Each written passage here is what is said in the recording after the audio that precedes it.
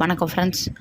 கரூர் சம்பவம் மாதிரியே மறுபடியும் இப்போ ஜனநாயகம் படம் ரிலீஸ் ஆகப்போ தேட்டரில் 2-3 தேட்டரில் எல்லாரும் மக்களை தாக்கி ஸ்க்ரீனை கிழிக்கிறதா இன்ஃபர்மேஷன் வந்திருக்கு. வணக்கம் சொல்கிறதுக்கு முன்னாடி எனக்கு மத்திய உளவுத்துறையிலேருந்து வந்திருக்கக்கூடிய ஒரு தகவலை சொல்லிவிடுகிறேன். கரூரில் பண்ணது மாதிரியே தமிழ்நாட்டில் ஏதாவது ஒரு தேட்டரில் ஒரு 2-3 தேட்டரில், ஒரு தேட்டரில் 2-3 தேட்டரில் ஜனநாயகன் படத்தோட ஃபஸ்ட்டு ஷோ அன்னைக்கு வயலன்ஸை உண்டு பண்ணி ஸ்க்ரீன் எல்லாம் கிழித்து விஜய் ரசிகர்கள் இவ்வளோ கேவலமானவங்க எப்படி இருக்கிறாங்க பாருங்கன்னு விஜய் மீது பொதுமக்களுக்கு ஒரு அருவருப்பை உருவாக்குவதற்கு அல்வா அதிகாரியும் அவரது லகுட பாண்டிகளும் திட்டமிட்டு கொண்டிருக்கிறார்கள்.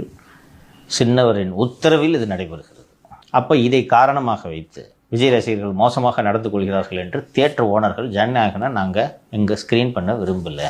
அது பதில் பராசக்தி. எக்ஸாக்ட்லி, சின்னவரின் உத்தரவு. டான் பிக்சர்ஸ் படம் நக்கிட்டு போயிடுச்சு. என்ன படம்? இட்லி கடை. செகண்ட் படம் அப்படி ஆகக்கூடாது. இது எலெக்ஷனுக்கான படம். ஆமாம் சார், என்னதான் அவங்க கேசரியை கிண்டி வச்சாலும் நாங்கள் அங்கே தான் போவோம் அப்படின்றாங்க. அப்படிலாம் சொல்லிட்டு இருக்காங்க. தியேட்டர் இல்லைன்னா எங்கிட்டு போவேன்? அதுக்குள்ளே டெலிகிராமில் இவங்களே போட்டு அனுப்புவாங்க, காப்பி பண்ணு, ஷேர் பண்ணு. அதெல்லாம் பண்ண முடியல அவங்களுக்கு. இன்னொன்று, ஜனநாயகனும் அந்த படத்தை தேர்தலுக்காக ரொம்ப நம்பிட்டு இருக்காங்க. எஸ், லாஸ்ட் மூவிமா இல்லை, இப்போ ஓட்டு சதவீதமே அதிகரிக்கும்னு நினைக்கிறாங்க. ஆமாம், ஐ ஆம் கம்மிங். அதுக்கு தானேப்பா அது வந்துட்டேன், திரும்பி போகனால இதை முன்கூட்டியே சொல்லி விடுகிறேன். இது நடக்கக்கூடாதுன்னு நான் விரும்புகிறேன். சரியா? சின்ன பசங்க தெரியாமல் ஏதாவது நடப்புவாங்க. இந்த கோயம்பேட்டில் இந்த ரோனி தேட்டரை பண்ணாங்க பார்த்தீங்களா, அது மாதிரி ஏதாவது ஆர்வ பண்ணுவாங்க. எங்கே எதிர்த்து இருக்கிறாங்கன்னே தெரியாது. ஸோ இது நடக்காமல் தவிர்க்கப்பட வேண்டும் என்பதற்காக